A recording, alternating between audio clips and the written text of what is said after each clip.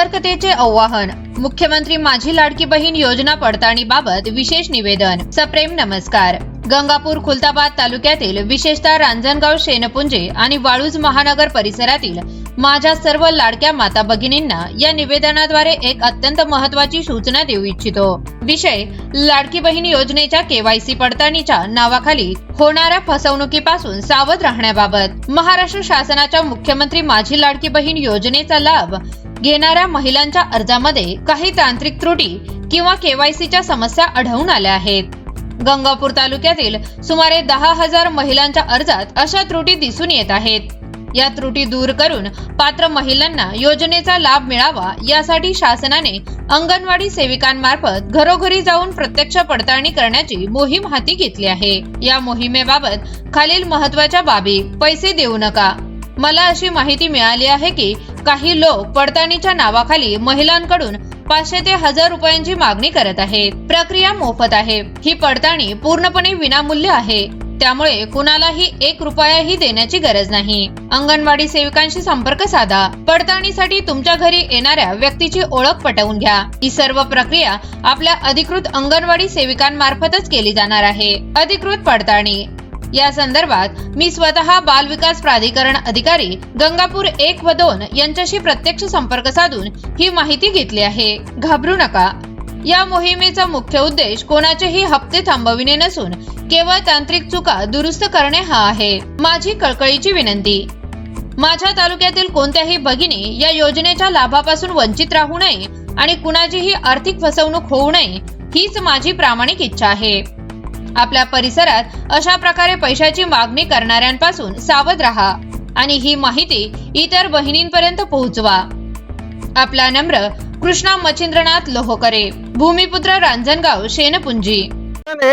लाडकी बहिणी संदर्भात गंगापूर तालुक्यातील रांजणगाव व वाळूज महानगर परिसरातील ज्या लाडक्या बहिणी आहे त्यांच्या सप्टेंबर व डिसेंबर महिन्याचे जे केवायसी किंवा इतर तांत्रिक अडचणीमुळे त्यांचे पैसे जमा झाले नाही, त्या महिलांची साधारणतः गंगापूर तालुक्यातील 10,000 लाडक्या बहिणींचे केवायसी चे काही टेक्निकल प्रॉब्लेम व तांत्रिक दोष असल्यामुळे ते पैसे त्यांच्या अकाउंटला जमा होत नसल्यामुळे त्या लाडक्या बहिणीचे पैसे जमा होण्यासाठी शासनाने अत्यंत धोरणात्मक पाऊल घेऊन प्रत्येक शहरातील अंगणवाड्यामध्ये या अंगणवाडीकडे एक यादी उपलब्ध करून दिली असून त्या एरियातील प्रत्येक लाडकी बहिणी ज्यांना पैसे आलेले नाहीये त्यांनी त्या अंगणवाडी ताईकडे संपर्क साधावा व आपली यादीमध्ये नाव असले तर त्रुटी दूर करण्यासाठी जी कागदपत्र मागतात ती कागदपत्र सहजपणे उपलब्ध करून द्यावी। यानंतर मग अशी घटना काही माझ्या कानी आलेली आहे की काही महिलांनी काही एजंट लोकांनी या लाडक्या बहिणीच्या नावाचा दुरुपयोग करून आमच्याकडे याद्या उपलब्ध झालेल्या आहे। 500 ते 1000 रुपये घेऊन आम्ही तुमच्या यादी बंद झालेले पैसे चालू करून देतो म्हणून फसवणूक करीत आहे।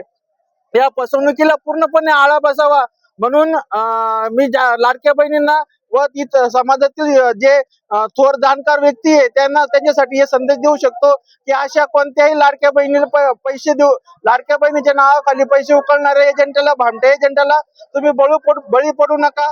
आणि जे आपल्या जवळच्या आसपासच्या अंगणवाडी आहे आपली जिथे नोंदणी झाली होती त्या अंगणवाडीमध्ये जाऊन आपल्या यादीमध्ये नाव बघून त्यातील त्रुट्या अंगणवाडीत ऐकून दूर करून घ्या। आणि विशेष म्हणजे या अंगणवाडी ताईंना CDPO कार्यालय गंगापूर व 1 व 2 कडून सूचना देण्यात आलेल्या आहे की तुम्ही घरी जाऊन त्या अंगणवाडी ताईची पडताळणी करा। त्या आपल्या घरी सुद्धा येतील तोपर्यंत दम मारावा व आपल्या लाडक्या बहिणीचे पैसे आपल्या अकाउंटवर जमा होईल याची खात्री करून घ्यावी। माझ्या या विनंतीची व सूचनाची आपण दखल घ्यावी।